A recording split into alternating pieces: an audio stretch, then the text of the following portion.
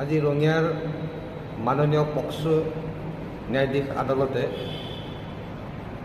ৰঙিয়া থানাৰ 585/18 আৰু স্পেচিয়েল পক্সো 3/2019 এই গোচৰ সংক্ৰান্তে একিউজ কন্দৰ্প কলিতাক এই পক্সো আদালত এই পক্সো আইনৰ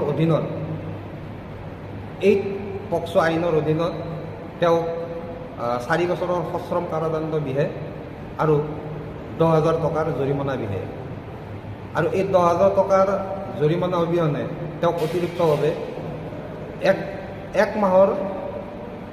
এক মাহৰ জেললৈ তেওঁক জেল হ'ব লাগিব এই সম্পৰ্কেও ৰায়দান প্ৰদান কৰে।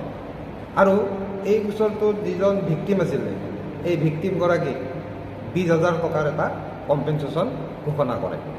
আৰু এই গোচৰটোত যিজন অভিযুক্ত আছিল কন্দৰ্প কলিতা তেওঁ ৰঙিয়া থানাৰ অন্তৰ্গত তৰণী গাঁৱৰ আছিলে। তেওঁৰ দেউতাকৰ নাম আছিলে স্বৰ্গীয় উপেন কলিতা। আৰু 2019 চনতে এই গোচৰটো বিচাৰাধীন অৱস্থাত আছিলে।